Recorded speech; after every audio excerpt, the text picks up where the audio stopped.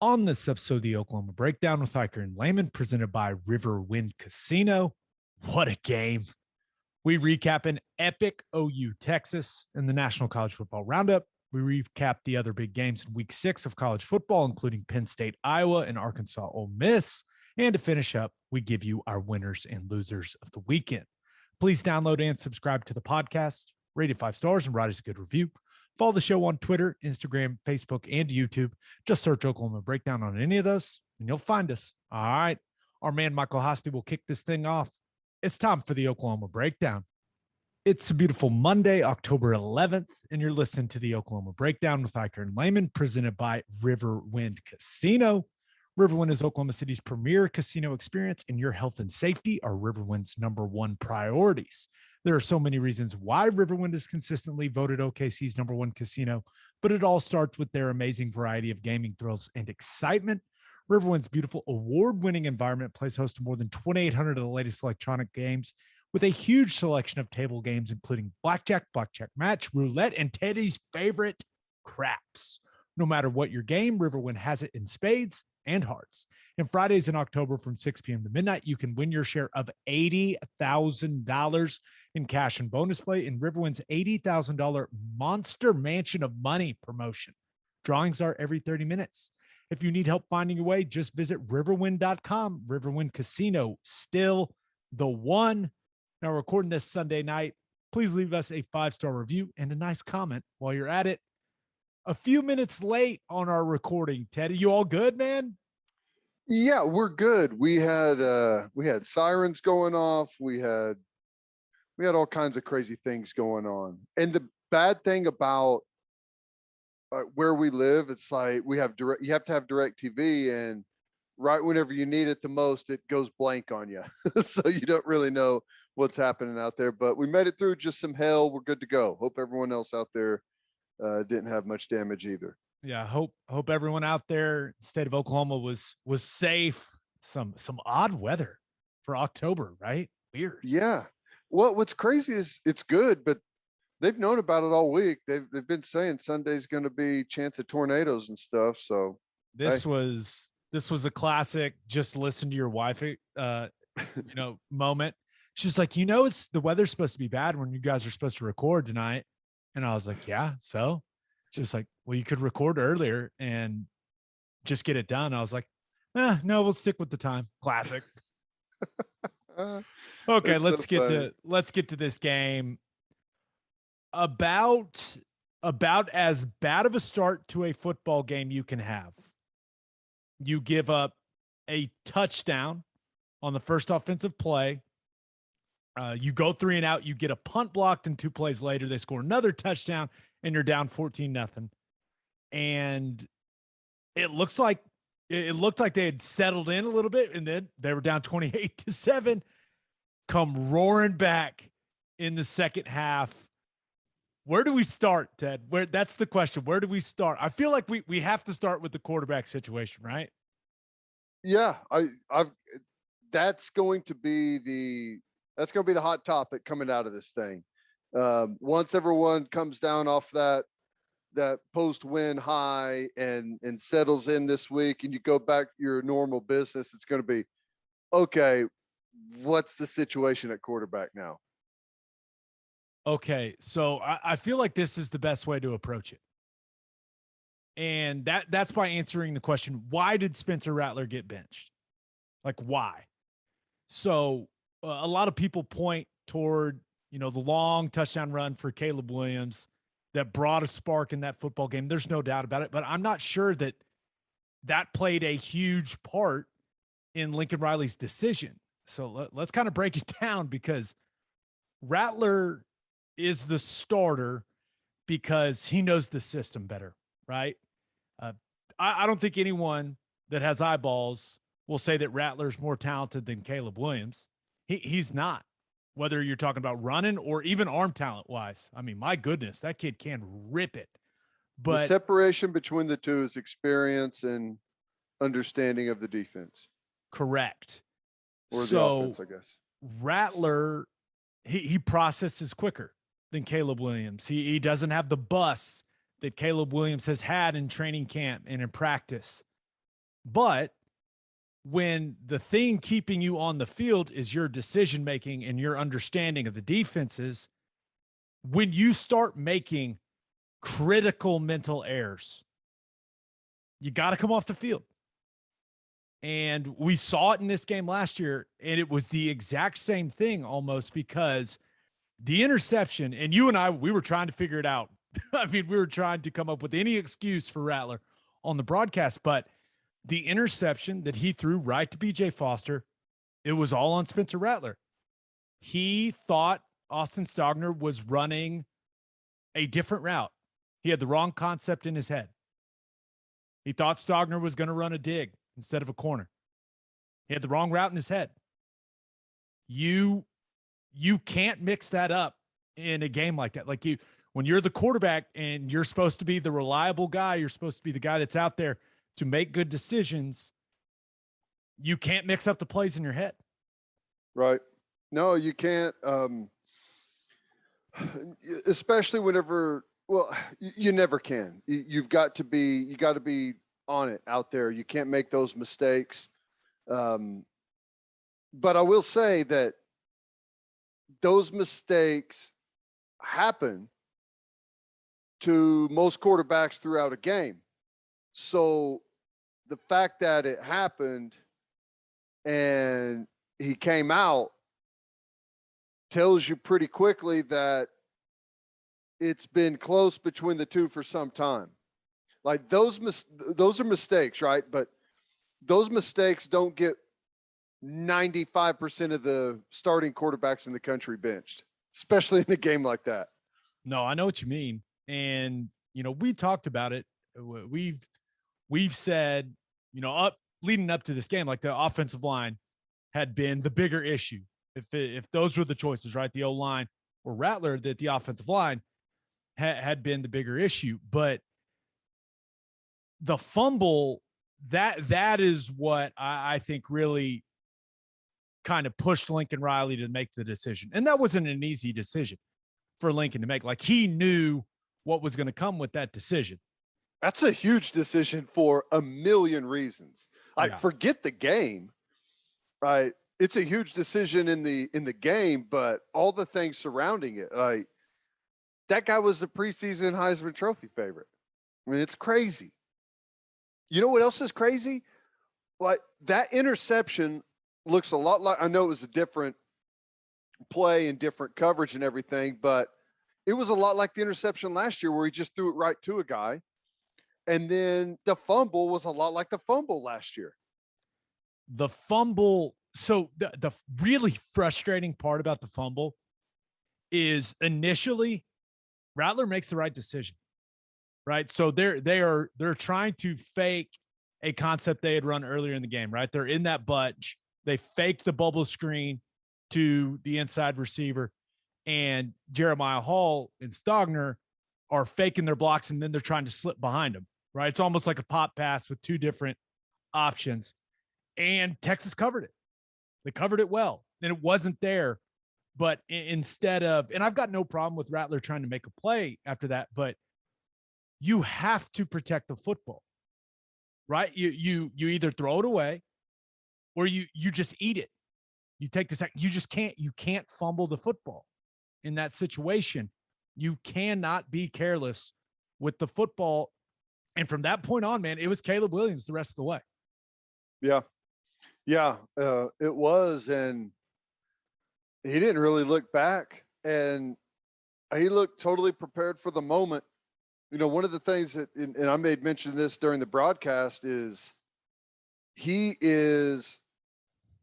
reminds me of Kyler in a sense that he's got such great speed and athleticism that there's never really any panic out there. When most quarterbacks would be in a situation where they've got a guy bearing down on him, it's like, oh my God, I've got to do something. I've got to make a decision quick.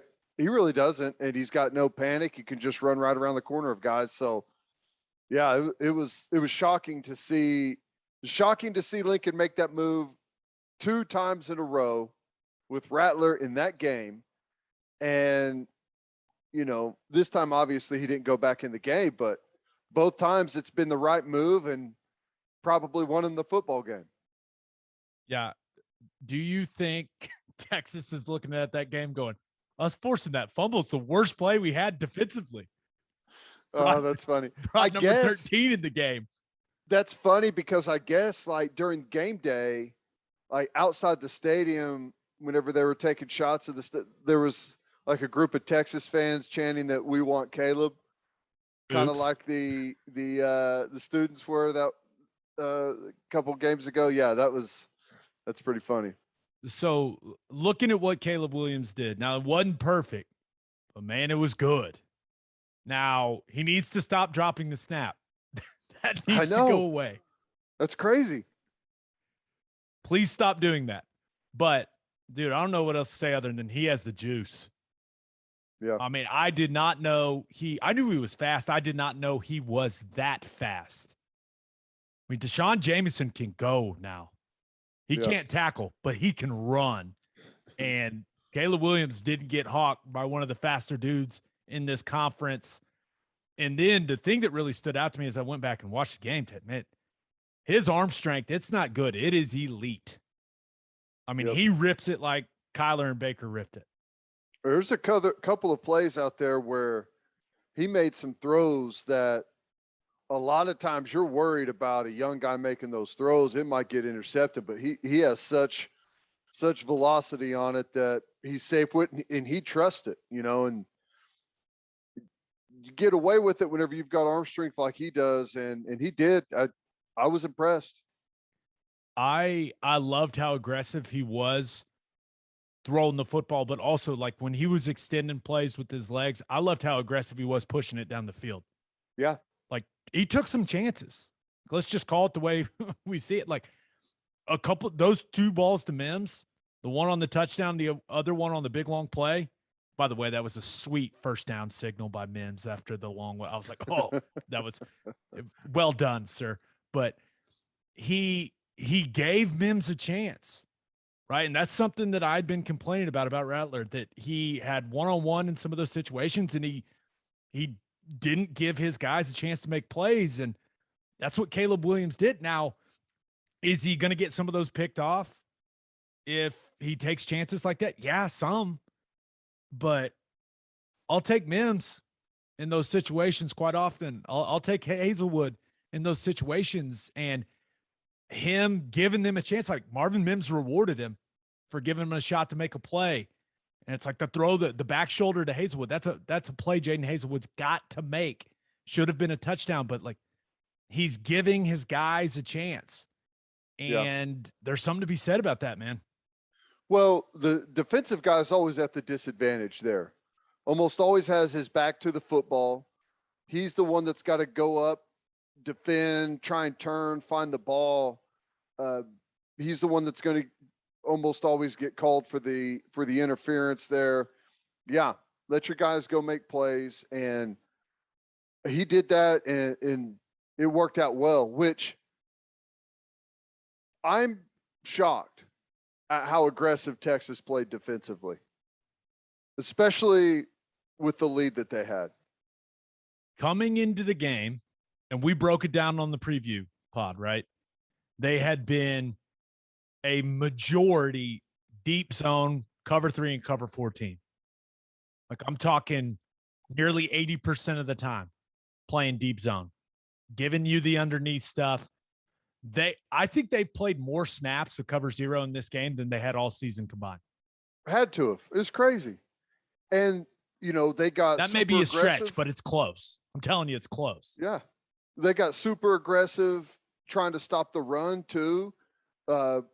Kept getting into bear, rolling the safety down, gap sound against the run. And, that it's great until someone misses a tackle.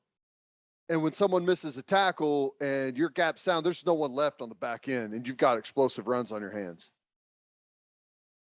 What a shame.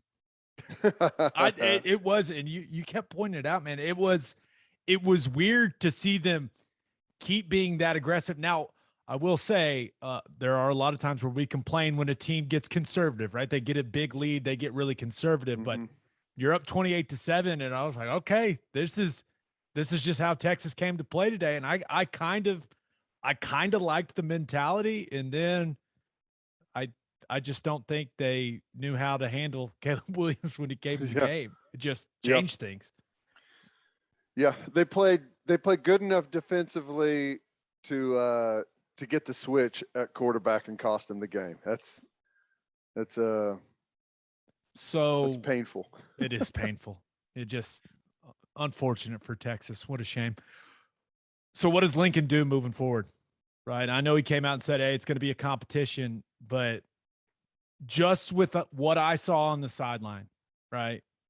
Just being down there, it is not a mystery which guy the team rallies around. It's not. You saw it. I saw it. I think a lot of people saw it. Caleb Williams can do things that Spencer Rattler cannot with his legs and with his arm. Now, he's going to make mistakes, right? That's why he wasn't the guy, right? Because he had been making mistakes in practice. He still makes mistakes in practice. But to me, Ted, the question is, okay, which guy elevates the ceiling of the team? Especially with the way the defense is playing, and we'll get to that. Which guy makes you a more dangerous, explosive offense? And I think that answer is pretty clear. Yeah. Yeah, he's a big time talent. There's no doubt about it. He's bigger physically. He's an incredible athlete, and he's got the arm strength. Now, there's some things yet to be seen. We're living on the high of a game where he came in off the bench, had the spark, and then, took over in that game. Like, before you ever have a chance to think about messing up, right? You just go out there and let it rip. So I do think he has the most upside. I do think he makes the offense more explosive. I do think he's prone to more mistakes, but maybe not. Maybe not. A lot of guys that can get themselves out of jams with athleticism, like, the mistakes aren't, they're doesn't really have to force anything whenever he could just take off running, or he can use his arm to make a play. So I don't know. He's looked better. The small amount that we've seen him, he looks like he's got that next level explosiveness that Rattler just didn't have. So I imagine Lincoln rolls with that. And it's a very interesting situation Lincoln Riley finds himself in, right? Because if you're going to roll with Caleb Williams, how do you frame it to Spencer Rattler to keep him bought in? Because if you're going to go with Caleb Williams, you're going to run him more. He's going to take more hits. Football is still a physical game where people get hurt. So you're one play away from having to put 7 back out there.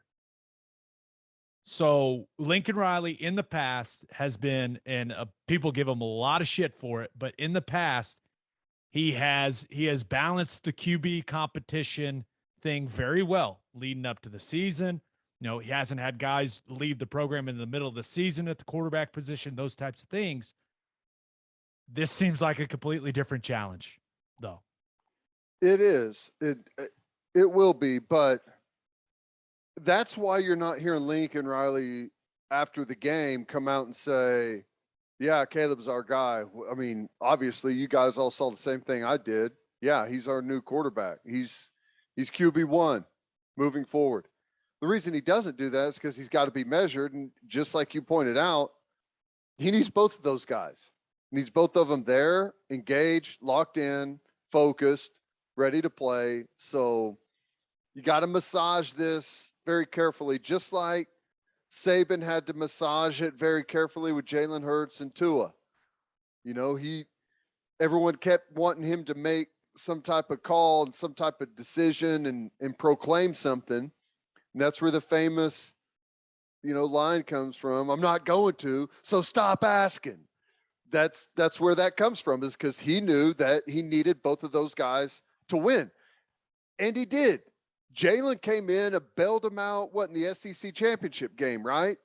So that it's something like that could definitely happen. You've got to keep him bought in and focused and ready to play. And then a piece of advice for any young quarterback out there. Maybe don't let it be known that you're not a particular fan of a 2-point play, and you'll be the one running the 2-point play. Tell me about, because you got to give me some of those details. Because I think you and we both had the same reaction when Caleb Williams came off the field with the game on the line, right? He brought him all the way back. Game's on the line. They need the 2-point play. Rattler runs out there. I'm like, what is happening? And Lincoln Riley, he's like, no, come on over, Caleb. Come on over. I guess he wasn't a huge fan of the 2-point concept, so he put the guy on the field that was. Which I will say, once again, Lincoln Riley, that dude's got some nuts on him, man. I mean, to make that decision when he did, like, hey, nope, Spencer loves this concept. He knows the concept. I'm going to trot him out there. It was one of those decisions where I could not believe it when he did it. Yeah, and, I mean, you just and to Rattler's credit, throws a dart. Well, that's what he got to tell him from this point on. You're a 2-point conversion specialist. We need you locked in, focused. We're going to do it a lot this year, and maybe we should start doing it just to keep him dialed in. Keep him engaged. Hey, don't make it more than it is, right? Trust what you've seen in practice. Trust what you've seen on the practice film. If one guy is better at this particular play and you've got to have it, put him out there. Don't make it a decision that it doesn't have to be, like about the hot hand or anything. Just trust the data. You've watched it and practiced it a million times. Just trust that. And he did, and it worked. Great play. Drake Stoops makes another. Dude's a baller, man. He is a baller. Lead blocking baller, which gets us to a guy that, I mean, we had to start with the QBs, but Kennedy Brooks was the man in this game. And Eric Gray, I also thought Eric Gray did some really good things. Thought he's got to make those guys miss in space. He had a couple one-on-one in space, great opportunities, ball in his hand. He had a chance to have a couple massive plays in that game. And it was just, like an inch or two away from having some huge plays. But Kennedy Brooks, I mean, if the Caleb Williams thing wouldn't have had like the story of the game, 217 yards rushing, 2 touchdowns, the game winner, right? They go back to what I'm calling direct snap, GH counter Y lead, I think is the best way to do it. No, it was his contact balance, man. He doesn't look strong. He doesn't look fast. I feel like we say that every time we talk about it. I'm sorry, Kennedy, but what a game by that dude. I mean, he was fantastic. The way people were popping off of his pads and he was running through them, it looked like he was, Bo Jackson out there. It was crazy. Couple of times he was breaking 3, 4, 5 tackles, running right through guys.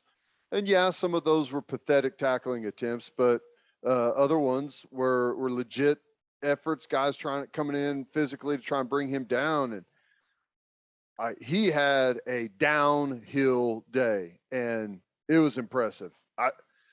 I loved it. We blocked some things up, and I'm sure you'll talk about that, but a lot of it was just individual effort running through guys. Yeah. Some of the concepts, right? It's his job to run through the unblocked guy. It's exactly what he did. I mean, he was great. He was great. And this was a guy that, coming into the season, we're all talking about Eric Gray. I don't think we owe Kennedy Brooks an apology or anything like that, but just for him to play at that level on that stage, especially when they needed him the most, man, he just a hell of a performance. Deserves all the respect in the world. He had a couple of nice blitz pickups as well, didn't he? Yeah. Yeah. He Yep. also missed a couple, but it happens. But I thought, moving on to the O-line, because Kennedy Brooks didn't do it all himself, but it was just like this game always is. It was an absolute battle at the line of scrimmage. Texas defensive line, of course, played the best they've played all season. Now, let's start with the center, Andrew Raym. I thought he handled the environment well. And going into the game, I won't lie, I wouldn't say I was worried, but I thought it was a big question mark for this football game when it comes to how would he handle that setting, the noise, just the stress of playing center in that game and having to direct traffic in that game, in that setting. And I was also a little worried about him having to block those big, strong defensive tackles from Texas. And those are some strong dudes. And he battled, man. Now, once again, there's a couple snaps. He's not going to have very much fun watching, right?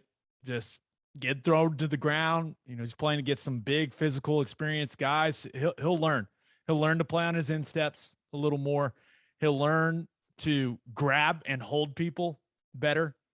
He's got to stop pushing people away from his body. He needs to do the exact opposite. He needs to grab them and pull them in and not push them away and make his life harder. But all things considered, I thought that he had a decent day. Now, once again, going to have some plays where he's going, "Ooh, man, not good." But it was not an easy task for him, and he's got to keep getting better, right? He's got to get better. There's no doubt if this team wants to get where it's got to go, but thought he did a better job directing traffic up there. Thought the offensive line seemed more organized. So overall, not a bad performance for the center. That's good. We always expect Texas to play their best game against us, which they did. But yeah, the big defensive line was kind of a story coming in that they hadn't lived up to the hype. And you knew that they were big and physical and could move and could run. So we knew that was going to be a tough challenge. But yeah, and on a day when Beanbo was playing musical chairs. Oh boy. Raym seemed like he was anchoring that spot down pretty well. Yeah, and something that people get lost in when it comes to how did an O lineman play? It's like if you have a couple negative plays, people think you just played awful, right? I could pick 3 or 4 clips from this game, and you would go, Andrew Raym was terrible against Texas. But it's the collection. It's the full body of work, and they had a ton of snaps offensively. Well, it's the same thing. I mean, if a corner gets beat one time on a deep ball, but the other 75 snaps doesn't really give up a whole lot and plays pretty well, all anyone remembers is the big negative play, right? And same thing, you give up a sack or you give up a big tackle for loss, and it's highlighted right there on television, and it's one of the highlights the other side. It becomes a talking point. So yeah, you're out there for a ton of snaps. If you're grading out around, different people do it differently, but if you're at 90% or better, you're typically doing pretty well. Yeah. Okay. Marquis Hayes, I've been tough on him. There's no doubt he hadn't been playing good football. Especially when it comes to the standard I expected from him coming into this game. Thought he played his best game of the season by far. Definitely the best game he's played this year, and played with an edge. Now, when you look at what they did from a run concept standpoint, there was a nice balance of zone schemes and gap schemes. And I think that suited him well, right? He didn't have to run too much zone, right? And then he got to do a little bit of the mauling in the gap stuff. And I thought that blend of run style fit him well. Now he handles the big body defensive tackles well, right? He's still a very big guy, and they rushed right into him. So he had been having some trouble this year with, some quicker defensive tackles, redirect and things like that. They ran right down the middle of him, and he ate him up. It was, I thought he played well, and they need him to play like that. They need him to play like that every damn game from this point on. Yeah. Well, I think, and you mentioned it, I thought the balance of the run, because we were almost exclusively zone stuff against Kansas State, which they weren't prepared for it. And so I thought that worked out great. Was wondering how we would mix it up against Texas. And I think it's a healthy mix, man. I think we're right where we need to be. Because defensively, whenever you're getting those different concepts, it's a different technique defensively to play against it. And I know it is obviously offensively to block it, but if it's zone all throughout the game, you typically get better at it and can see it, can sense it better throughout the game.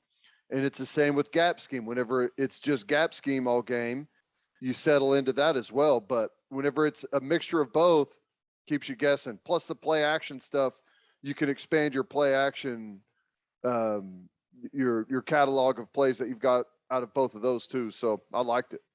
Yeah, Chris Murray, a little too amped up, in my opinion, to start the game. Just a little, and it was a big scene, right? That the Cotton Bowl was, the energy in that stadium was one of the best environments I've ever been in any sport. It was fantastic. Now, once again, not a great start, but I think he was a little frantic early. And so Bill pulled him. Sat him down.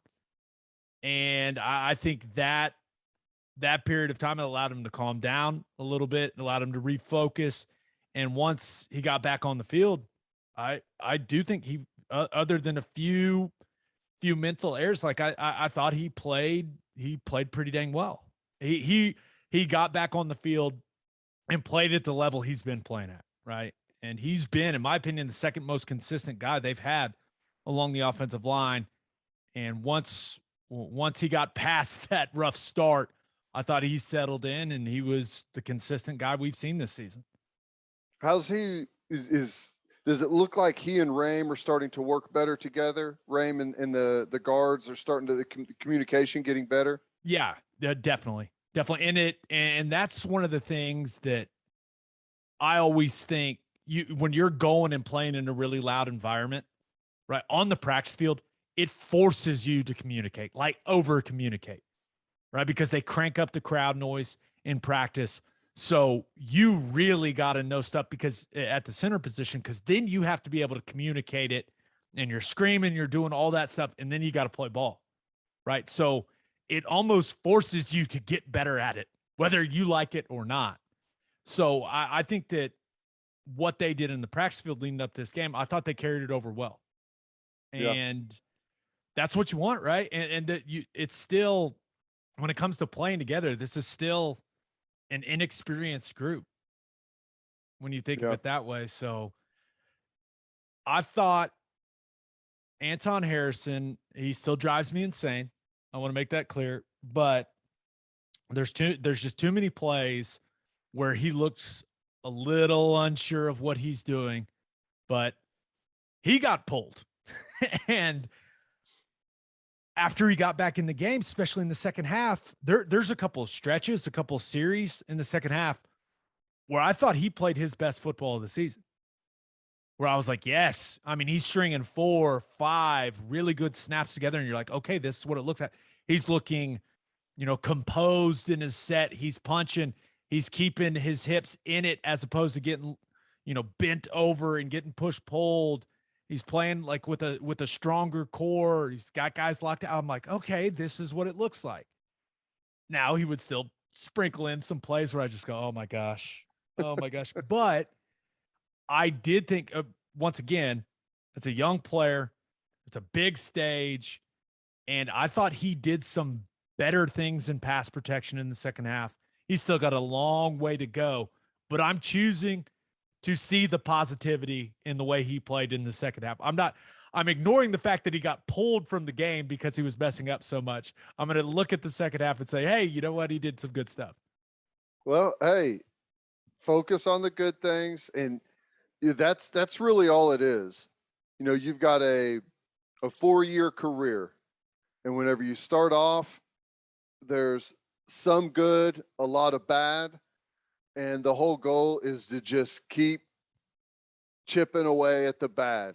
And by the end of it, you're playing long stretches of really good football. So as long as he continues to improve, that's all you can ask for, right? If he's getting better week by week, that's all you can ask for. Right. And then last guy, Tyrese Robinson, Mr. Consistency. Now, he had a few bad plays, but considering he got rolled up pretty bad and he came back in, battled, and after that played really well.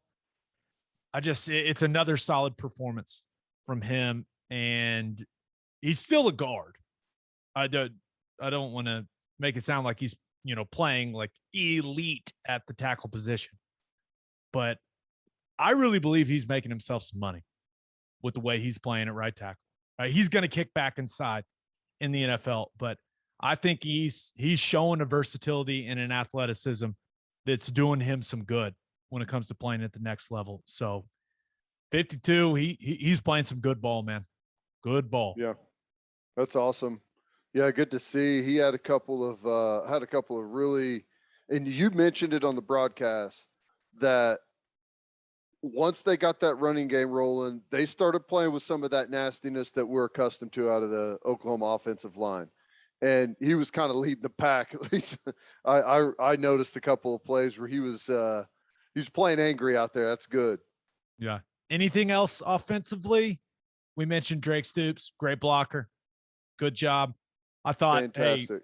Stogner and Jeremiah Hall, the play where he jumped over the guy, was pretty cool. That was cool. I thought Willis had a pretty good game. Willis, they put him in some tough spots at the point of attack. Yeah. And he loses some battles every once in a while, but it's not from a lack of effort. He does a good job coming out of the backfield in the split zone stuff, sifting through the trash, finding guys. He does a nice job. Those guys are kind of the unsung heroes, right? The Willises, no doubt. Stoops, Stogner, they're asking him to block a lot more, and he's not catching the ball hardly at all right now. So those are guys that are making Jeremiah Hall, of course, those guys are making making winning plays. But you have to have those guys. Yeah. I loved that play in split backs. I think we saw Willis more snaps at split backs maybe than we've seen him all season. And on a blitz pickup, he stepped up, stoned the backer right there in the hole. We got off a nice pass downfield. That was nice. Good to see a lot of different guys making good contributions. All right, now it's going to get interesting because we're going to talk about the defense. But first, the only place to stop when you're road tripping is Love's Travel Stops. Love's has over 560 locations in 41 states, offering 24 access to clean and safe places. And congrats to Rick L. Congrats, Rick L. No last name on Rick L's Twitter. But congrats on winning this week's $25 game day gift card from Love's. Whatever your road trip needs are, Love's has it. Fuel, fresh food, all the snacks and drinks, and my favorite, of course, Java Amore. The coffee is fantastic. Love's also has you covered if you forget your phone charger or headphones. They've expanded their mobile to-go zone so you can grab any of that stuff there.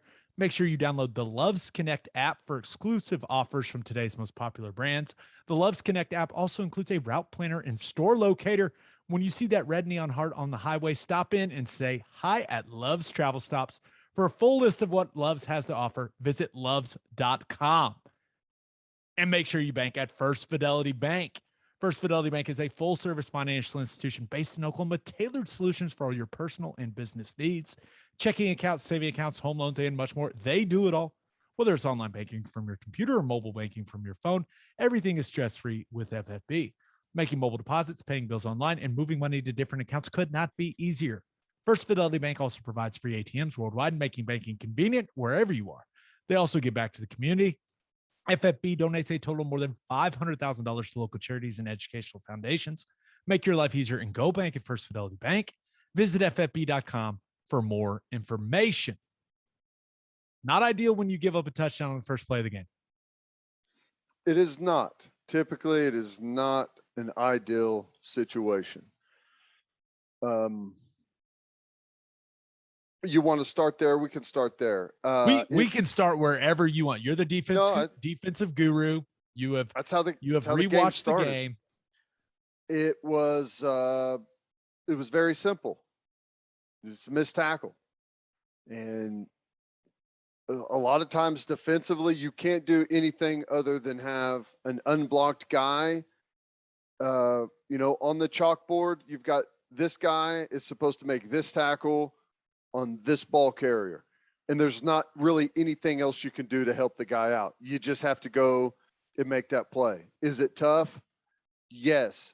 Is there a ton of space there? Yes. Are you isolated from everyone else? And if you miss it, it's going to look really bad? Yes. But that's the nature of the game in which we play. You've got to go pull the trigger. You got to flatten the guy out, and you got to make a tackle. You don't have to blow him up. You just have to grab onto cloth and get him down. That is not a blow up tackle. You just get the guy down. That play was bad for multiple reasons. We had an unblocked guy miss the tackle. We had our safety who was making his way back get hurt on the first play, re-injure the hamstring, I guess. I wasn't a fan of some of the effort on that play. And a lot of times it's not that you're ever going to catch the guy. It just looks horrible on film to see someone running down the sideline on you and a bunch of guys on the field jogging. I watched 24 Asamoah pass about 4 guys on that play, sprinting his ass off, and he was 30 yards behind the play. Okay. That's what it's supposed to look like. You should never be passed by a defender on a long play. We got to make the play first and foremost. We can't get our ass blocked off out there on the edge. Bowman's a small guy. He's a freshman. He's in the right spot. He's fitting on the right side of the blocker. And it's one of those things. It's like, yes, you're on the right side of the guy. And it's like, look, coach, this is where I'm supposed to be. Well, you've got to beat the block. You don't just get blocked. Like once you've forced it in, you shed the guy and then you help make the play. You've got to squeeze it. You got to contain the space, make it easier on your other guy that's coming in. But it's frustrating to see a missed tackle go for that big a yardage. Definitely. So now that you're in a good mood, what else stood out to you defensively? Because if you would have told me, hey, Bijan Robinson's only going to have 137 yards rushing, I would have been ecstatic. Now, I can't believe Sarkisian didn't give him the ball more, and they didn't get the ball to him in the passing game, hardly at all. But what did you think of the way that they contained Bijan? I thought it was okay at times. Just to speak generally, and I can talk about some of the touchdown plays in a minute, but just talking about the defense generally, we are way better whenever we've got our starting defensive line out there. And you always have to rotate. You've got to find a balance between playing with our best players and, rotating some other guys in. And so I've got half of me is like, we need those guys out there more. The other half of me is like, well, if you're going to be out there, please, would you go 100% the entire time? If you don't go 100% from snap to whistle, it looks to me like a coach that you need more rest, right? You're not flying to the football like you should be. It looks like you need more rest. So you've got to be a part of that equation to where whenever I pop the film on, this guy's got energy. He's flying to the football. He's every time he's there.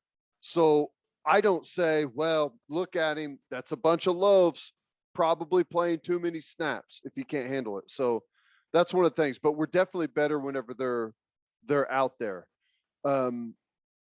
This is a huge pet peeve of mine at it's usually the defensive back spot. And we don't cap off on at the end of plays.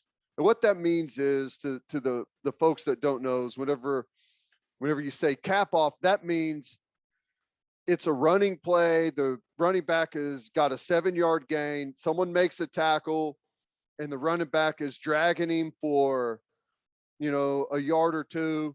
And then everyone comes running up with their arms out, like chopping their feet as the guy goes down to the ground.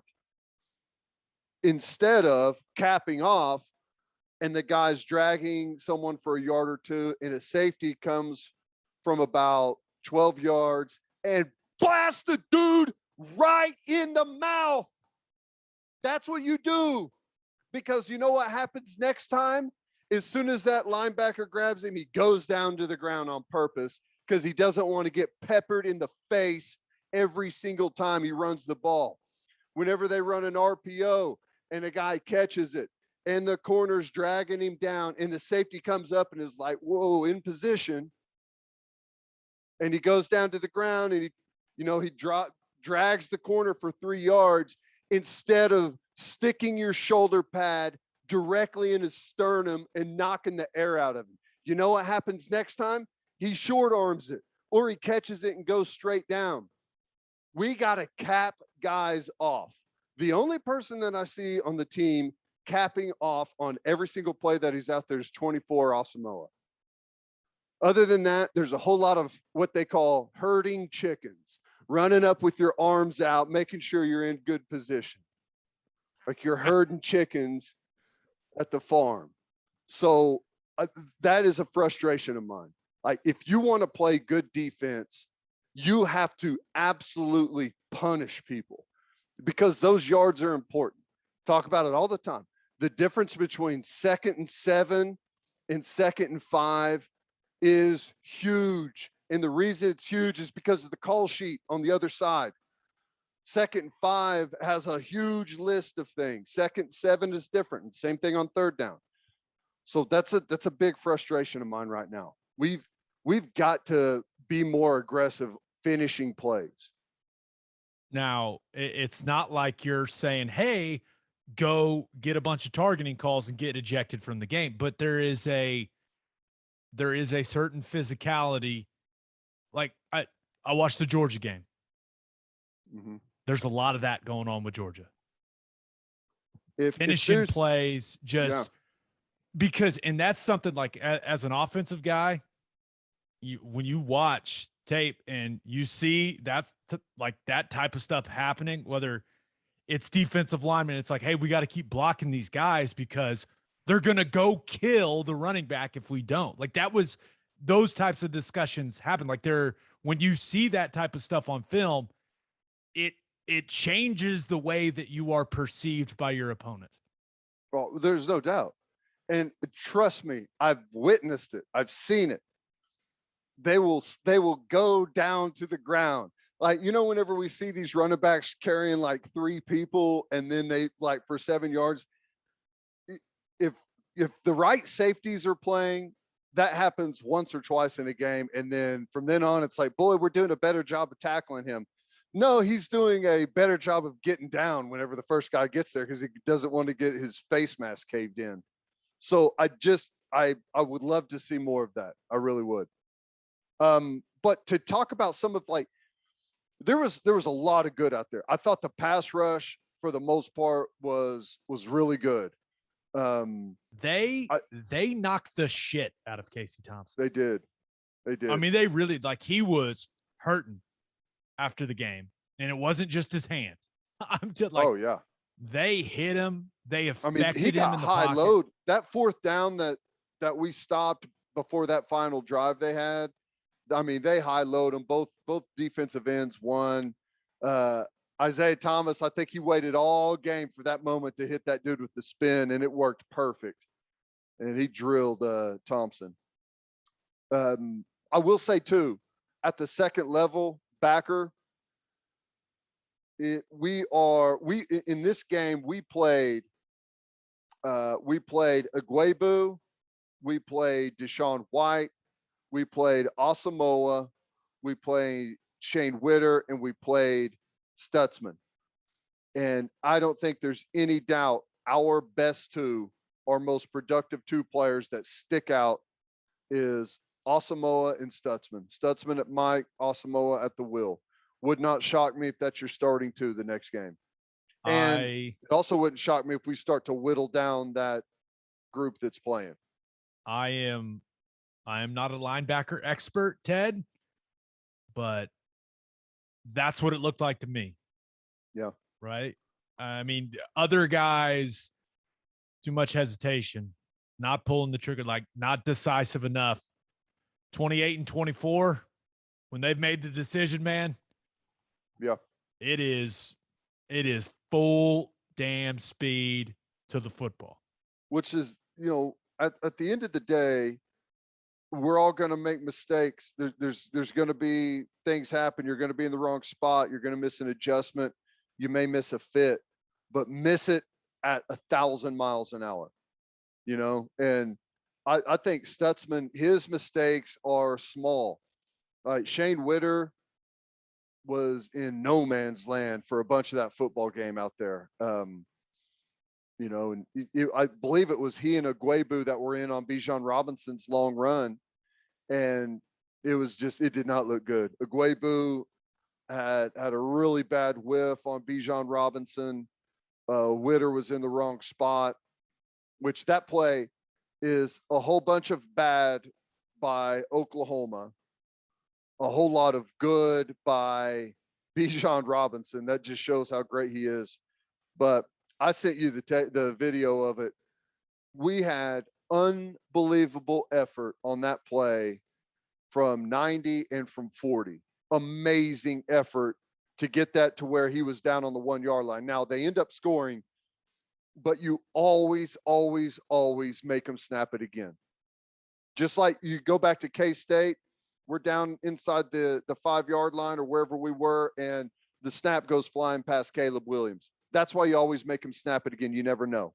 You hope to get off with the field goal there. We end up giving up the touchdown, but gosh, if you haven't seen that and watch and saw that long run by Bijan Robinson and watch those two defensive linemen run, it was great. Tremendous effort. That's definitely what it looks like. Okay, a few positive things. Second half, defense. Only allowed 171 yards of offense. Mm-hmm. They only scored 10 points in the second half. That's positive, right? Now, they only had 3 sacks, but we talked about it. They were getting after that offensive line, and Casey Thompson was not comfortable for the majority of that football game. But what is going on with the huge plays in the secondary? Well, we talked about the bubble. The first play of the game was missed tackle. The next deep ball we gave up, the next touchdown actually we gave up was the miscommunication between the two corners. Whenever you've got the two players that are stacked close to each other, you're on the 10 yard line. You got two corners that are on the exact same level. It's, a pick route is coming. If you're a man-to-man, you have to communicate how you're going to do it. Either one guy needs to press and the other guy needs to come off the ball a little bit so we'd be at different levels, or we've got to communicate that we're going to go inside, outside. You have to figure something out. You can't just get picked and have an easy throw and catch touchdown. That one was frustrating to watch. I mean, it's a good throw, but my goodness, we made it about as easy as possible.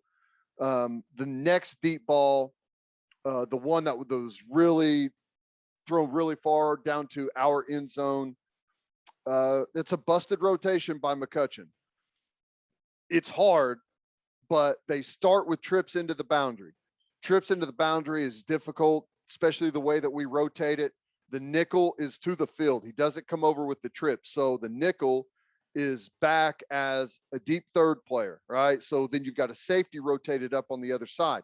When they motion back from trips into the boundary to 2x2, nickel rolls up, safety back, corner is now back.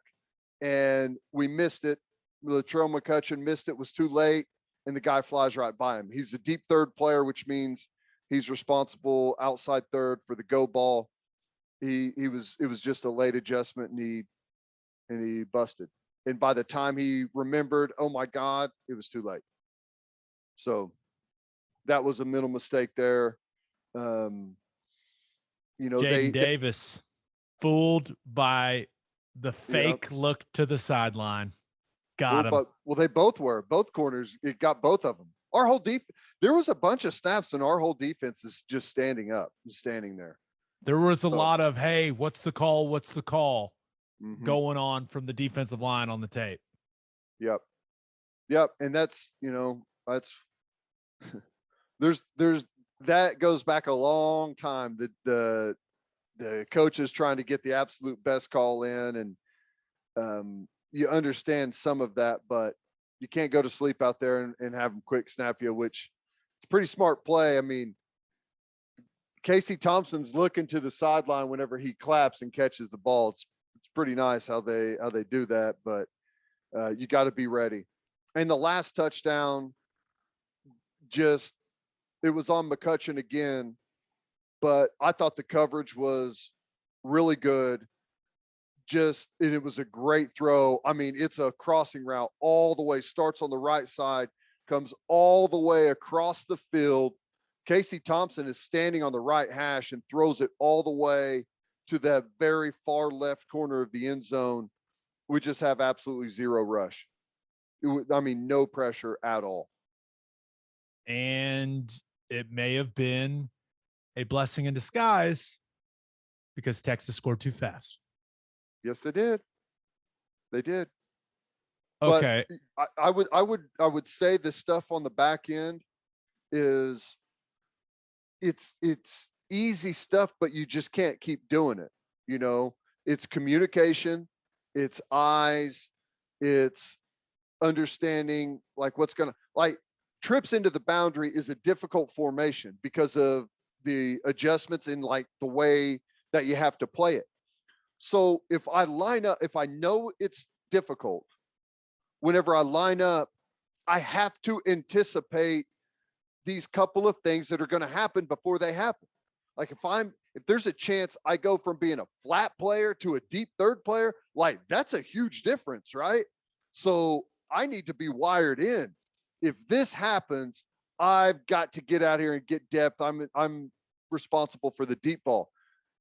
That can't be done on the fly.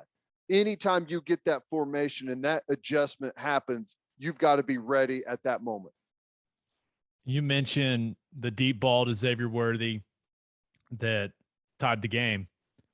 The defensive line that got no rush on that play. Remember, Texas is trying to go tie the game. Game is on the line. Defensive line on that play. Ellison, Kelly, Jordan Kelly, not Caleb, Jordan Kelly, Ethan Downs, and Marcus Stripling. Yep. I'm all for rotating guys. I'm all for it. That cannot be the defensive line when the game is on the line. No. It can't. I agree. And, I made that comment during the broadcast, we'd like to have our best guys out there at this point. Now, I will say that there comes a point on a drive, if you've been out there for a certain amount of plays as a defensive lineman, that you become very ineffective as a pass rusher. And it's better to have a fresh person out there. But in that moment, on that stage, whenever you absolutely know this is your last drive, there's nothing to say. We're not saving for the next quarter. You got to have your best guys out there. Okay, so anything else defensively?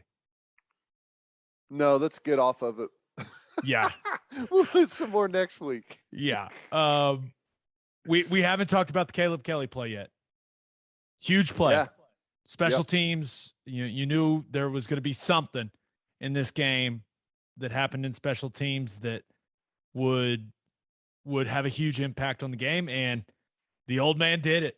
Man, that was, I mean, you just don't see that very often. Just taking the ball, I mean, just picking him clean, and what a massive play. And it was, I mean, it was cool. I was very happy for Caleb Kelly. Like, it's been up and down for him at Oklahoma, and it was awesome to see him have that moment. It really was. It was the equalizer. They blocked the punt and got the touchdown off of it. He strips the guy. We get the touchdown off of it. That negated, essentially, if you want to look at it that way, that first, or I guess second touchdown by Texas that they generated off of that block punt. And we had to have it. Absolutely had to have it at that moment. Momentum was building, and that was like, until I saw the replay, I had no idea what had happened. I mean, how could you? It just happened so fast. He just straight up took the ball away from the dude. It was an awesome play. Awesome play.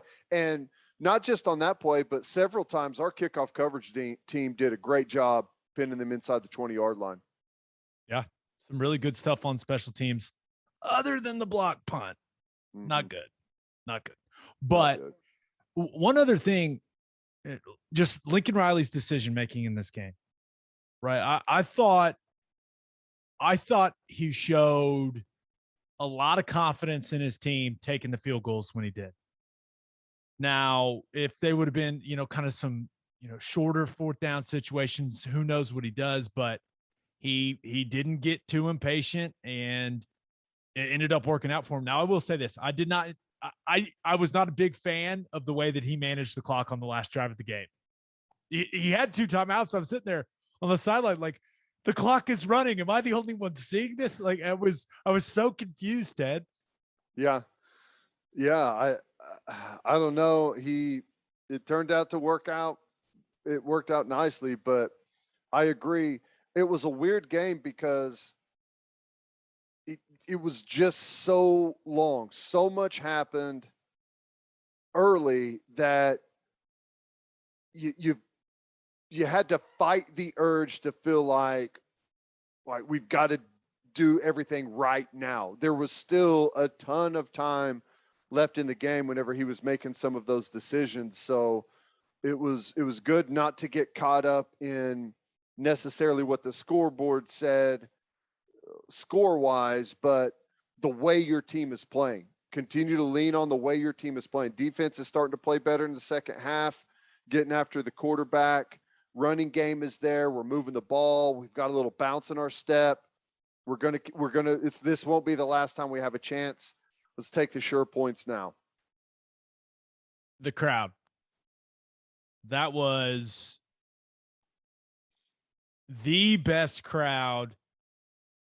Now, I don't know, but the Oklahoma half of things, especially when Texas was in that end, especially late in the game, the crowd was awesome. So I've got my headphones in on the sideline, right? So I can hear you and Toby. But every once in a while, I'll pop an ear out so I can hear how loud the crowd is, because I want to get a feeling for it, just because it's like, okay, how hard is it for them to communicate, like that type of stuff. It was loud as shit. That was as juiced as I've seen OU fans in a long time. I mean, a long time, Ted. It was cool to see, man.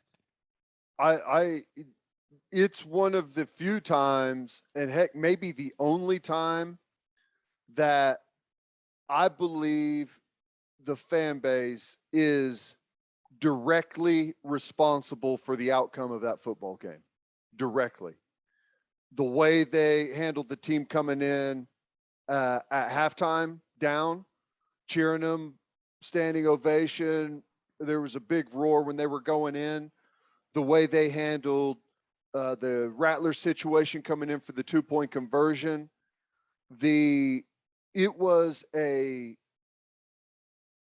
however long, I don't know how long it was, like of time elapsing where they were just at a absolute frenzy. Basically the entire fourth quarter, an absolute frenzy. And our sideline there was so much energy over there. Those players were so amped and feeding off of that. It's the best environment I've ever seen for a football game. Crazy. Just absolutely crazy. I loved it. So, OU fans, we've talked about how you can make a difference. Think about the difference you made in the West Virginia game. Now, I'm not saying that you weren't chanting for a really talented quarterback. I'm not saying that. And the booing and all that stuff, it's like you can affect the team in more ways than you know. And that game was the perfect example of it. And I'll tell you, and I don't think Kennedy Brooks would mind me saying, like, we're walking towards the tunnel at halftime. And he's walking, he's got this, he's just kind of like walking. I'm like, hey, man, go in there and just spread some ridiculous positivity. Like, I was like, they're not going to score 38 points and a half again. Like, it's not going to happen. You guys are going to have a chance to win this football game. Make sure everyone in that locker room knows that. And make sure they believe it. And it sounds like there were a lot of guys that were keeping the team up, and they chipped away. And then the crowd helped them out, and they chipped away. And I just thought it was, there were so many things that happened in that game. But when you look at just the perseverance, the battling through adversity, man, that's what sports are all about. Sooner Magic, whatever you want to call it. That's sports. That was awesome. It was amazing. And, like what you said there to Kennedy Brooks walking in, we talked about it on the broadcast at halftime, going into halftime. You mentioned it there to Kennedy Brooks. The fans, the way they cheered them going in, I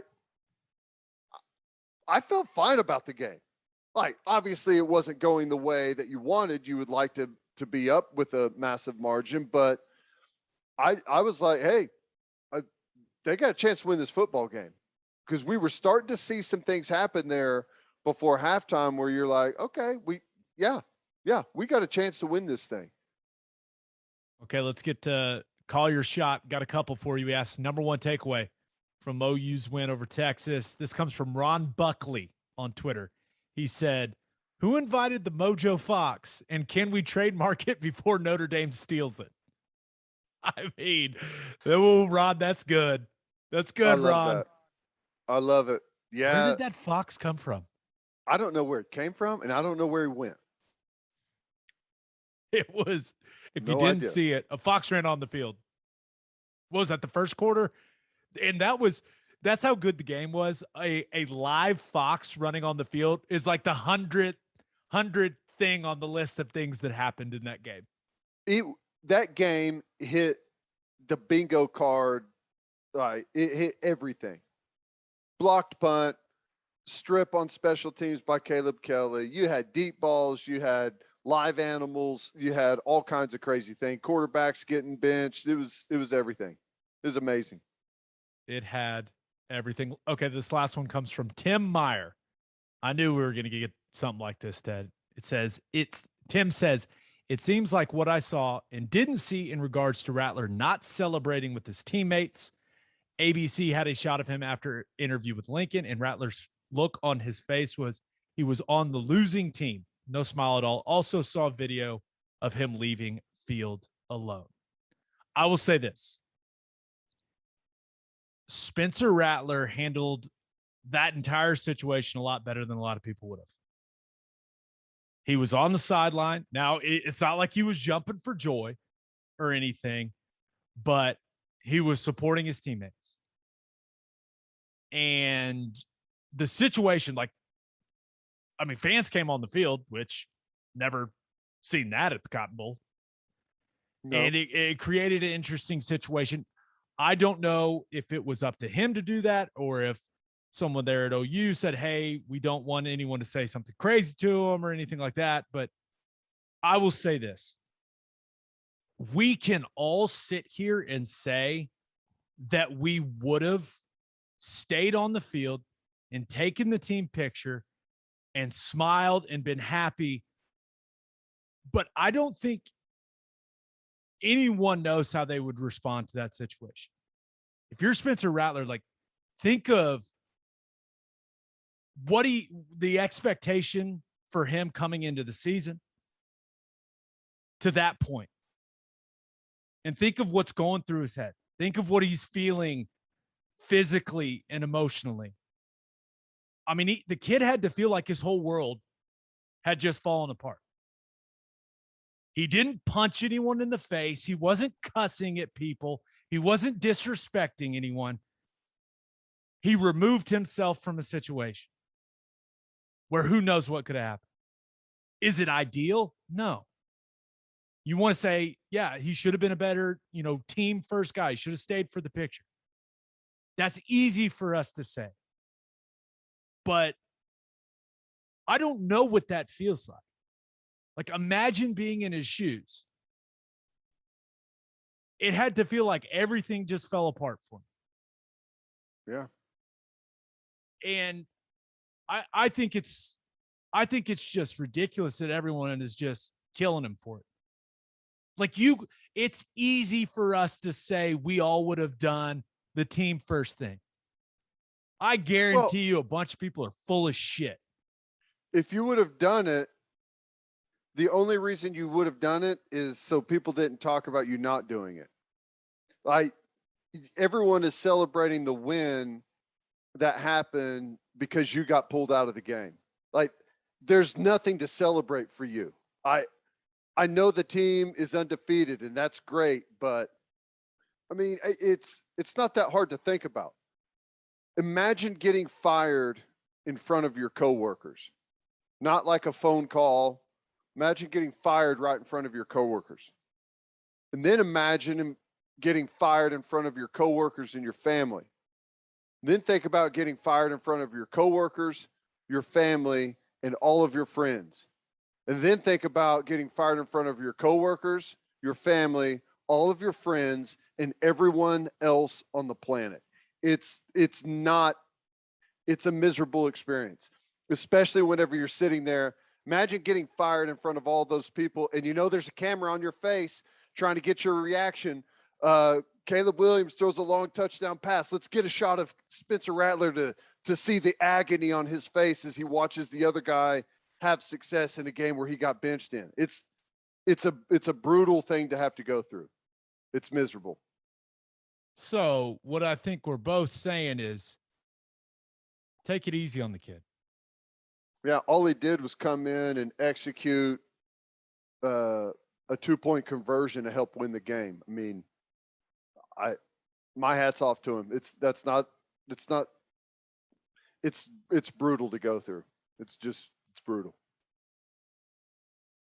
I bet you we just made some people feel really bad about themselves. And that was the goal. No, man, that had to be hard. All right, let's get to National College Football Roundup. But first, do you own a business? If you do, you need Insurica in your life. Insurica is one of the country's largest insurance brokers with 30 offices through Oklahoma, Texas, and the Southwest. Insurica is able to customize programs by accessing the latest information from many insurance carriers.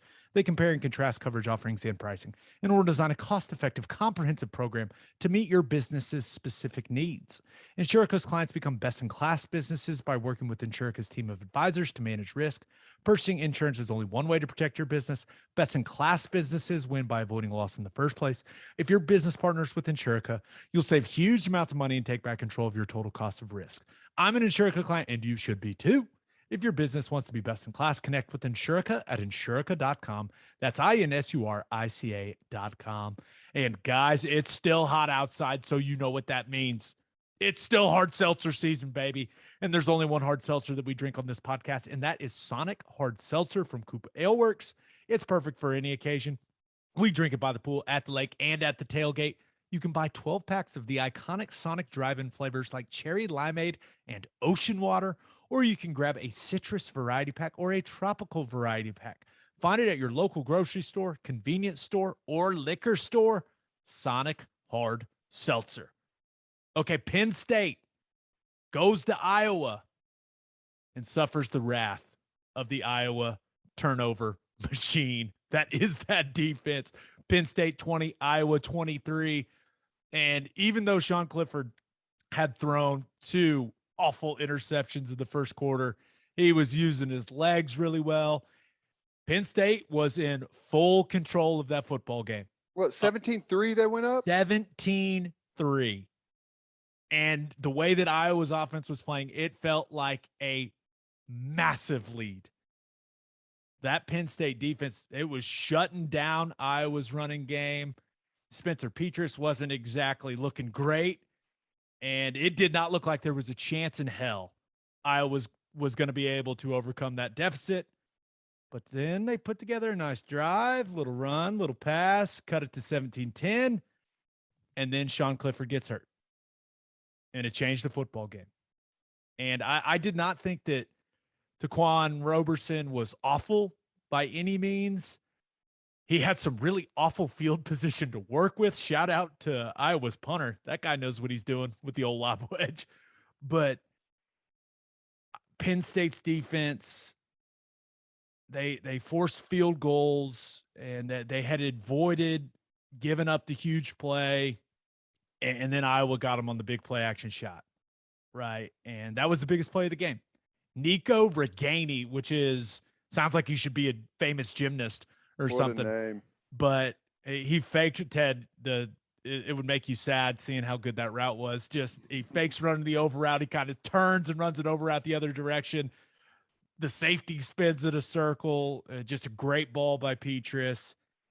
And that was the difference in the game. It was an awesome play. But again, the story of this game, Iowa's defense. I mean, they didn't get a ton from the offense, but they didn't need it, right?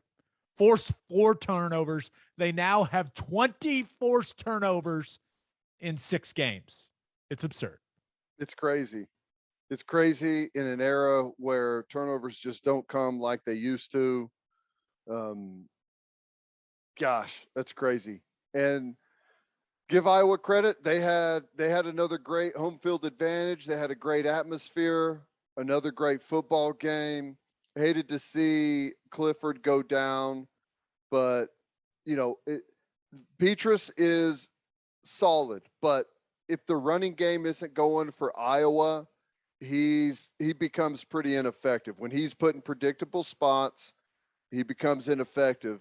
But hey, protection on the big play, that's that offensive line from Iowa doing the job there to hit the big play. But man, 4 turnovers to add to what they had 16 through 5 is just, it's ridiculous. Impressive. Yeah, I guess the only negative thing from the turnover, did you see the Riley Moss kid? Apparently, it looked like he hurt his knee celebrating. That's what it looked like. Oh no. Pulled a Grammatica. I guess after the game, Kirk Ferentz was like, "Oh, we think it's a positive diagnosis for him," but I'm hoping he heard it during the play, but it looked a lot like he heard it celebrating. Definitely, unfortunate. I hate that. That's brutal. Yeah, you've got it, and you do everything you can to try and play it off too. It's like, I got to make it to the next snap. I got to hide this and make it to the next snap somehow. Yeah. One other thing in this game, if you were able to watch it on Fox, lots of ref hat cam in this game.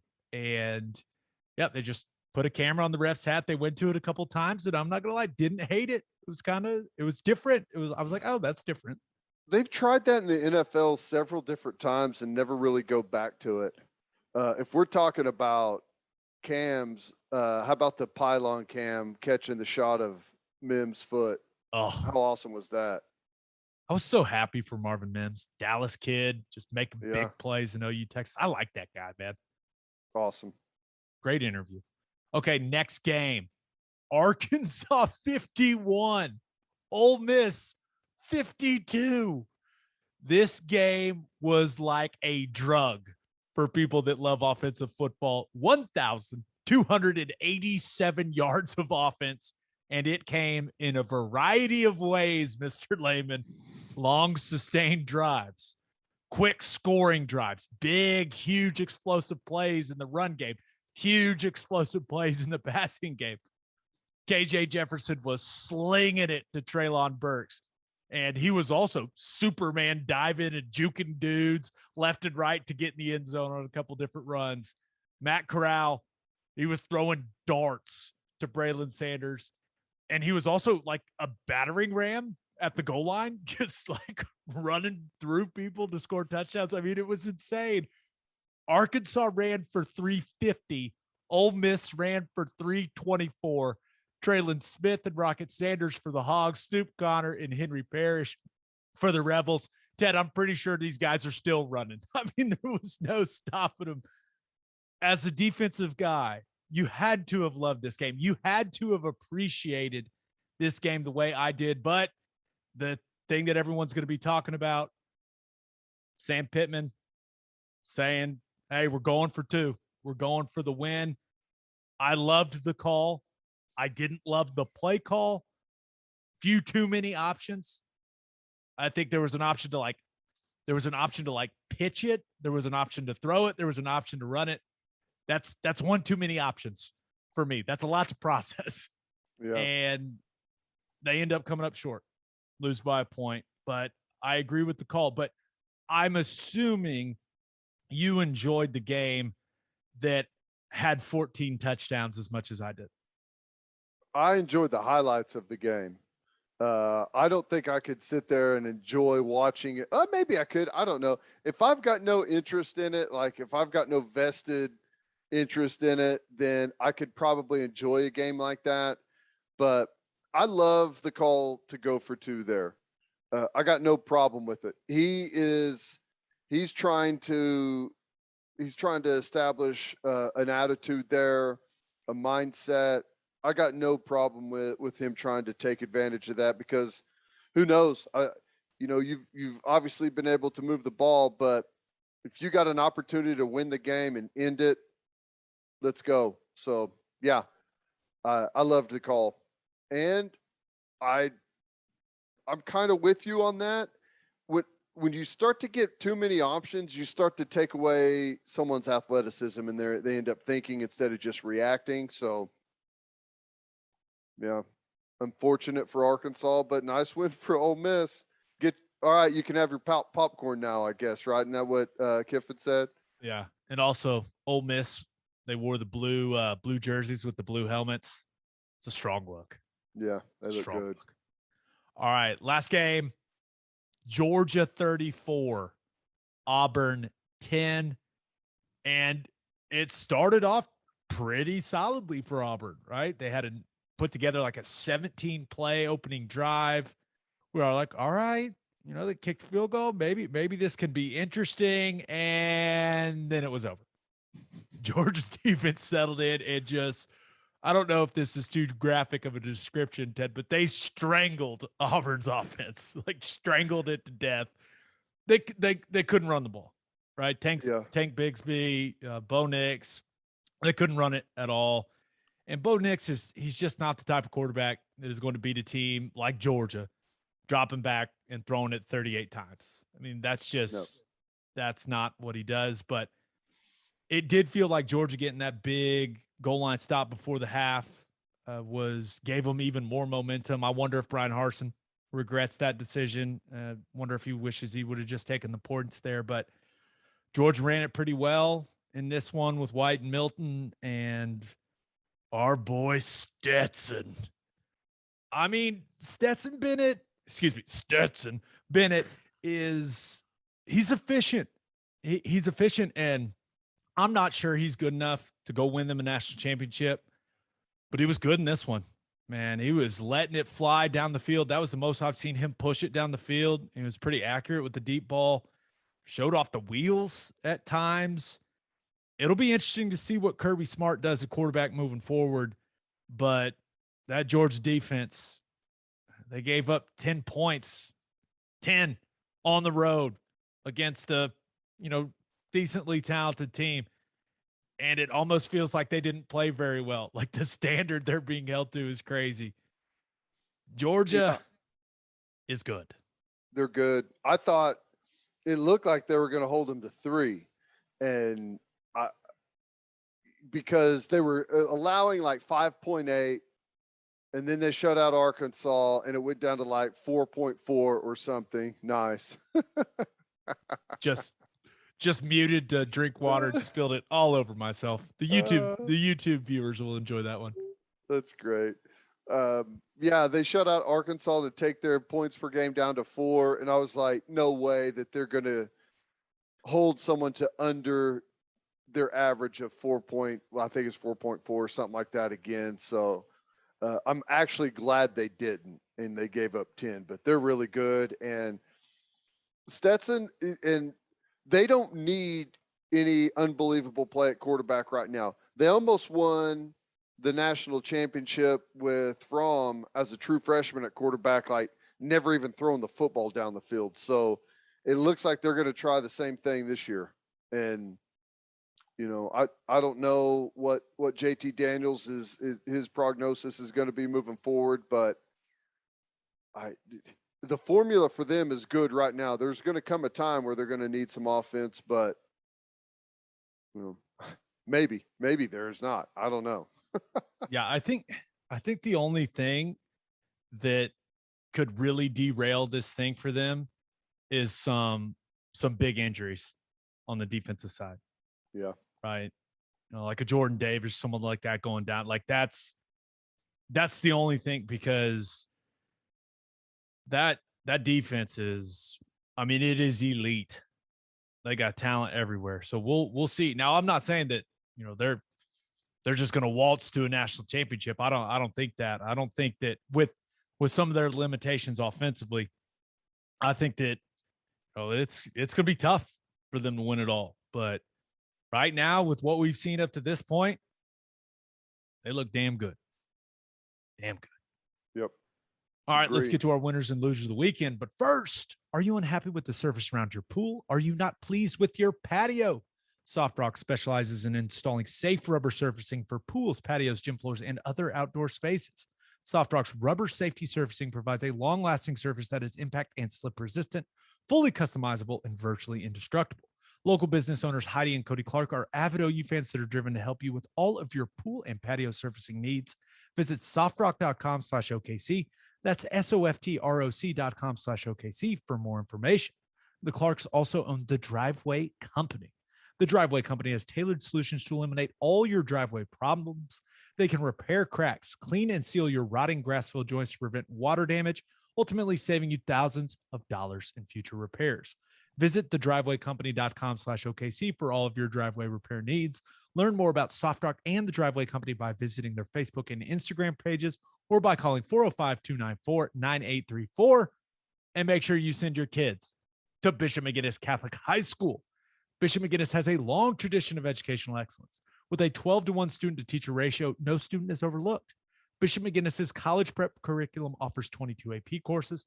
There are numerous clubs and organizations for students to join.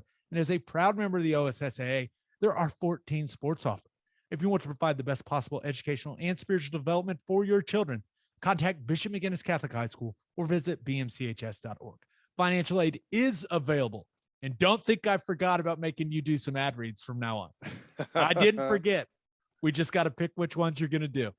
All right, you just tell me which ones, and I'm happy. I'm happy to do some. Oh, I can't wait. You're good at reading, so I'm not worried. By the way, you got a bunch of ads on the radio broadcast now. Pike Pass. Look at you. Yeah, little Pike Pass. All right, winners and losers of the weekend. As always, Ted, kick us off. Who do you have as your winner of the weekend? I know we already talked about this, but I have to give full credit. It's the Oklahoma fan base. Unbelievable. Not only did they fight through the 11 a.m. kickoff, and let me tell you, they got it in the night before. It's not like everyone said, "Hey, let's all get to bed early. We got an early kick." No, they got it in Friday night. They were there in full force at 11 a.m. It was hot as hell. It was a long. It was an over 4-hour football game, and they brought it the entire time. Stormed the field right past the security, right past the Dallas PD. They brought it, man. That was awesome. And I still believe the fan base is directly responsible for Oklahoma winning that game. I fully believe it. Never seen an atmosphere like that anywhere for any football game. Best thing I've ever witnessed. Where does that rank in? Obviously, you won a national championship, so I'm going to assume that's going to be the number one. But where does that rank? Like, since you've been doing the radio call, where's that rank for you in the games? Like that game? Yeah, that's is it the number best one? Football game I've ever seen. Of any level at any time, that's the best football game I've ever been to, I've ever seen. I don't know what it looked like on television. I didn't watch the TV copy, but at that game in person, it was insane. It was awesome. It had absolutely everything. You'd never see a football game that has as many things happen as what happened in that game. It was unbelievable. Where's it ranked for you? It's up there. I was thinking about it after the game. I was like, did I enjoy that or the Bama Sugar Bowl more? I played in the Bama Sugar Bowl, so it's kind of like I got my bias, but like the energy and like the comeback, like it just made it. I don't know. It was awesome. This is the best way to put it. I never keep the credential we get for a game. I throw it like as I'm walking out of the stadium, I throw it away. Like I have no sentimental value for any credential. I know some people keep every single one. I was about to do it, and I was like, you know what? I'm gonna hold on to this one. I'm proving I was at this one. It's the best football game I've ever witnessed. Amazing. I think a lot of OU fans will agree with you. Now, we could get into a conversation about, Texas being like the number 21 in the country, and maybe you shouldn't have fallen down 28-7 like that. But it wouldn't have been as good if all of that wouldn't have happened. That's what made it great. Everything about it was awesome. I don't even care about the rankings. We both could have been unranked.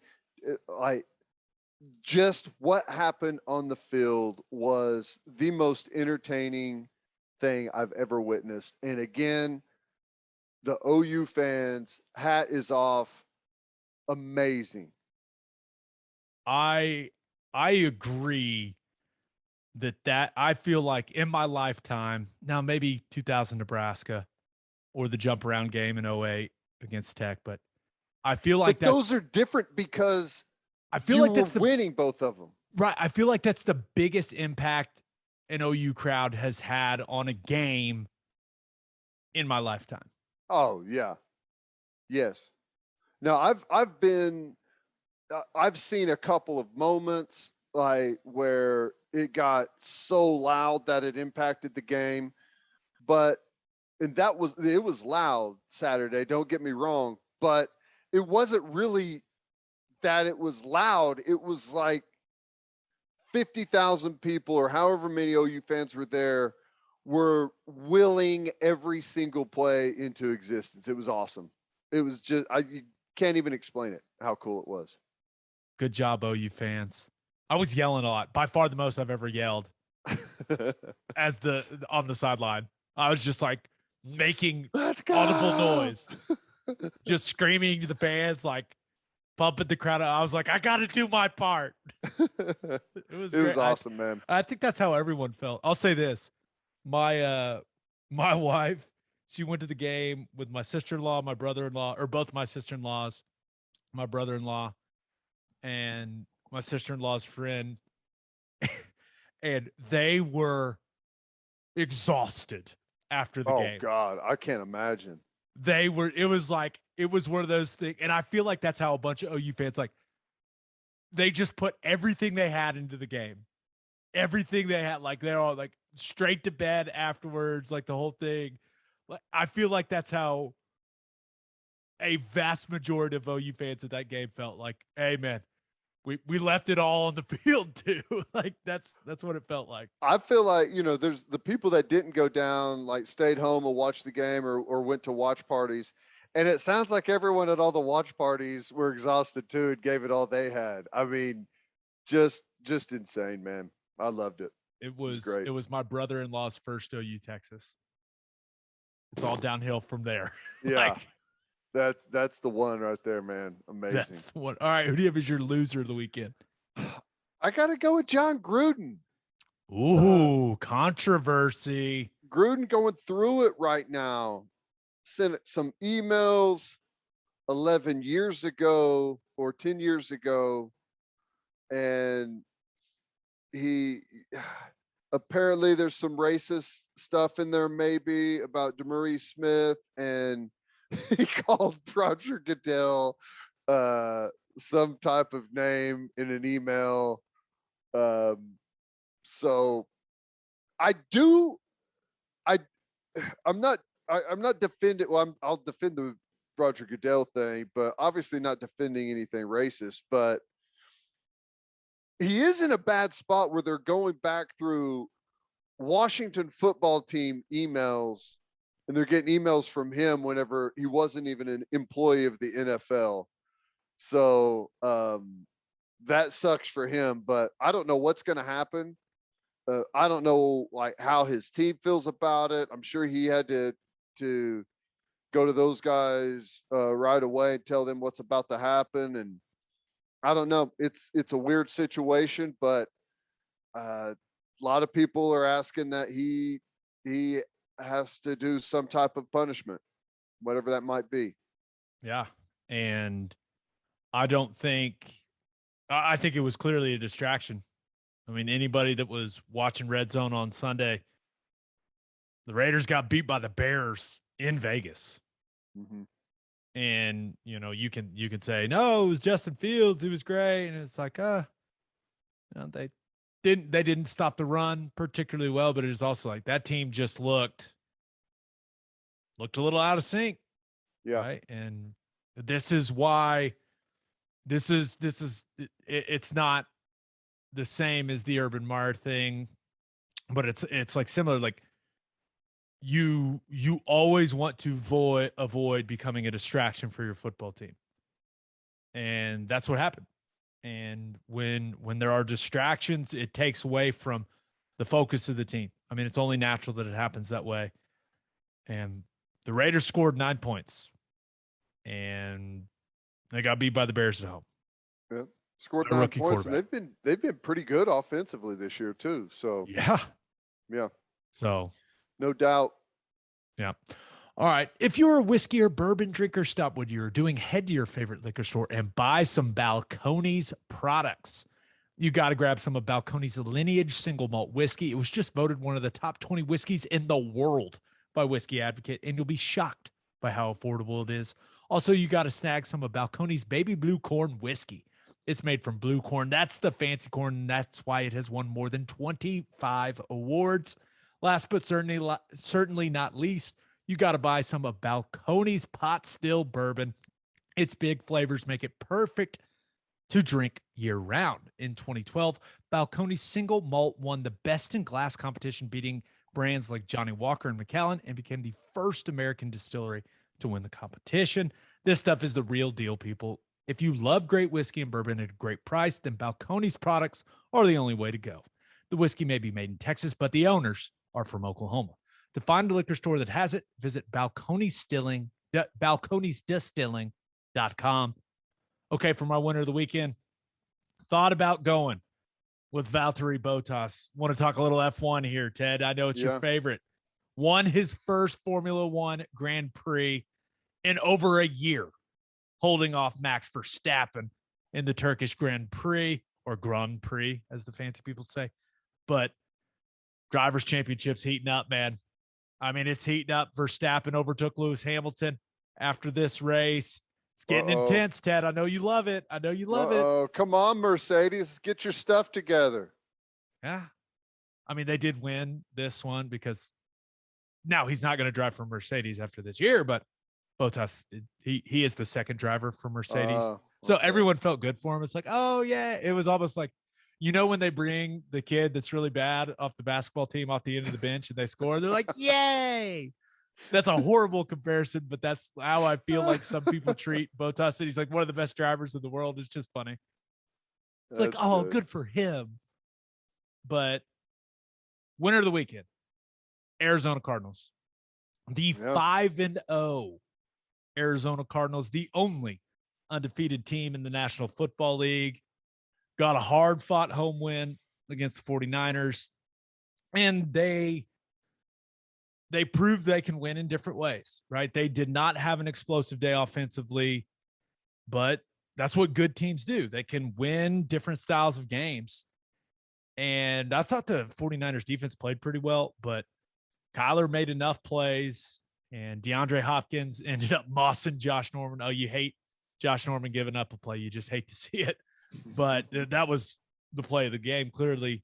Although the Rondale Moore catch was really sweet on the sideline. That was, once again, some great camera work this week in football. Just some fantastic camera work. That was a great one as well. But that's another good win for Kyler Murray and the Cardinals. And all of a sudden, that defense is looking better.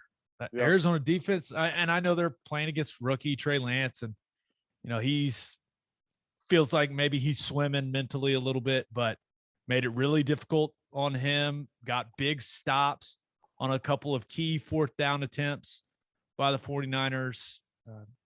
Kyler's got to be the leader right now for the NFL MVP, but maybe this is the most important question, Ted. Is Cliff Kingsbury a good football coach? Because his team's 5-0. And it doesn't feel like a fluky 5-0. It's not easy to win games in the NFL. I think he's a good coach. I think he's done some good things. I think it helps whenever you have a guy like Kyler Murray at quarterback. There's no doubt about it. Great quarterbacks make great coaches when everything you call ends up working. But you have to give him credit. He's done a good job there. I mean, a lot of people were shocked that after what went on at Texas Tech that he ended up being an NFL head coach, but the people see value in what he does. So, yeah, you got to give it to him. Although I feel like Arizona, although they're the only undefeated team left in the NFL, I really don't think they're getting the respect that maybe they deserve from the rest of the league whenever people are talking about championship teams. And obviously because they haven't done anything in the playoffs that would make you feel like they're right there about to get over the hump like some other teams have, but not getting a whole lot of respect across the NFL as a team that could factor into the championship.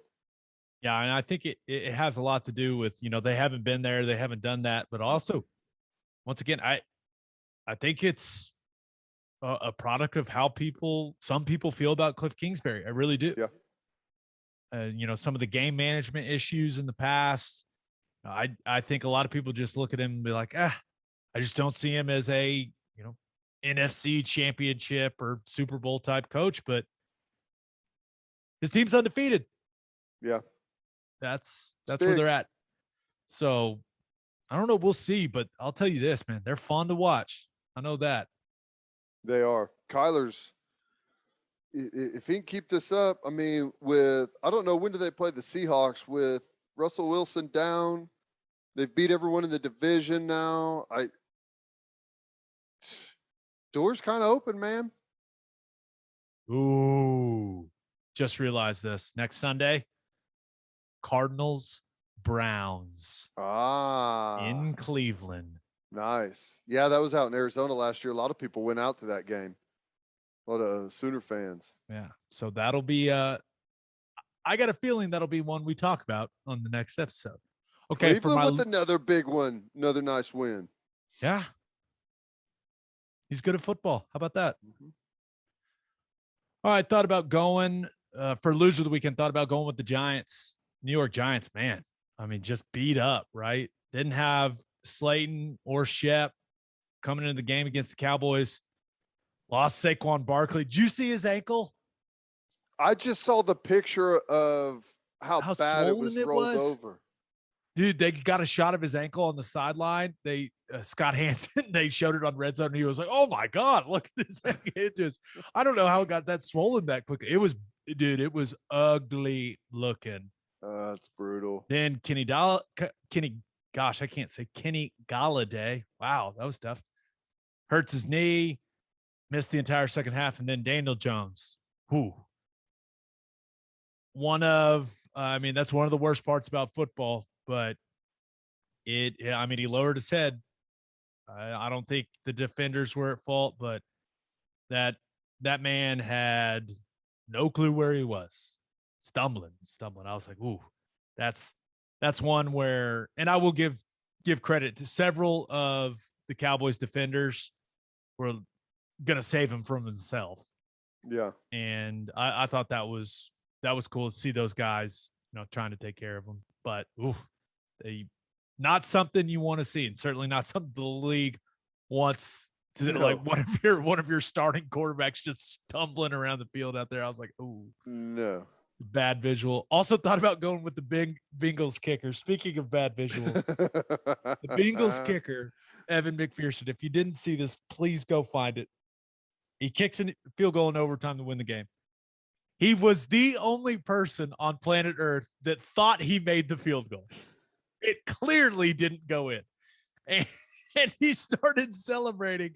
It was the funniest damn thing I had seen. And I don't know how he thought it went in. I mean, it was wide left. I don't know, but it was hilarious. And Mason Crosby certainly is thanking him because he had an awful day and finally hit a kick to win the game after McPherson missed that one. That game was just nuts from a kicking perspective. But my loser of the weekend, the Alabama Crimson Tide. Oof. They go to Kyle Field in College Station, Texas, and they get beat by the Texas A&M Aggies 41-38. They gave up 41 to an A&M offense that has struggled and struggled and struggled. I will say this. We poke a lot of fun at Texas A&M, and they deserve it most of the time. But you got to give them their credit here. They earned it. That was a really good win. It was a really competitive game. It felt like A&M was in control. Then Bama rips off 21 unanswered in the second half, and it seemed like Alabama was in full control then. But I got to give credit to Zach Calzada, man. Yeah. That dude showed some onions on some of those throws late. Even though he looked like he blew his knee out at one point, it was like that looked horrible. To be young. I didn't think there's any chance he was coming back in, right? No, they carried him off the field. Yeah. I thought they were gonna put him in a wheelchair to get him off the field. I watched it whenever it happened. I was like, oh man, that sucks. And I was like, well, they made a nice run at it. I hate that. They're showing the walk on, he's trying to find a football, start warming up, and he can barely get a hold on it. He's so nervous. He's trying to throw past. I was like, oh my gosh. And but I walked out and did something else and came back in the room, and he was back in the game. I was like, wait, what is he doing? They let him back in the game? That's impressive. Yeah, but Anaya Smith rocking the blue cleats, blue gloves. He stood out, and you can do that stuff. I don't know if there was a point. I'm not gonna lie, I didn't look into if there was any meaning behind the blue cleats and blue gloves. If there is, I don't know it, but maybe there is. Maybe if there is, great job, Anais. But if you make plays like that, you can wear that type of stuff. He was huge for them. The game-winning field goal, though, man. that thing started due left and then took I don't know what pushed it back right the way it did, but it was like as it left and went into the air, I think we all just were like, oh, and for whatever reason, hard right turn, just a great win for A&M, but Bama's that they got some issues defensively.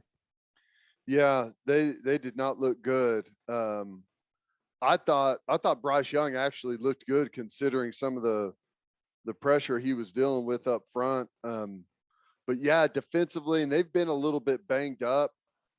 It's the first time we've seen Bama show up and like not have answers. Like typically they can answer everything athletically. Like even if someone's got some schemes on them, picking up some yards or getting them out of position, they can usually out athlete you. And for whatever reason, their luck has finally run out. And I guess that means Oklahoma's got the longest winning streak in the country. Yay. It did. It felt like A&M's defense, especially that defensive line, right? Marvin Leal, that group, they got after Bama up front a little bit. You mentioned Bryce Young was under a lot of pressure, but they still had 522 yards of offense and lost the game. I mean, I don't think we need to hit the panic button by any means for Bama, but it doesn't look like they have a dominant offensive line group like we've seen them have the last couple of years. And that defensive line for them, I mean, there's some bad ball. And I mean, Zach Calzada, they hit him a little bit, but you look at the stat sheet, and I double checked, triple checked. I was like, 0 sacks for Alabama. Yeah. 0. I mean, it's hard to believe. Yep. I thought it was awesome when they stormed the field. That was great. Did you see that player or the fan walking around with one of the players' helmets on? That was great. Oh, there's going to be some fines sent out this week, boy. Dude, it was an insane weekend of college football. Insane. What's one of the best weekends of college football that I can remember? Oh, yeah, definitely. And on that note, episode 154 in the books. We'll have a new podcast that'll drop Thursday morning, OU-TCU preview. Unfortunately, TCU may have figured some things out ahead of this game. Just a reminder, you can hear Teddy from 2 to 6 on 94.7 The Ref. You can hear me from 3 to 5 on Sirius XM Big 12 Radio, channel 375. Hope you all have a great week. Until next time, we appreciate y'all for listening. Do what you always do, Oklahoma. Take care of each other.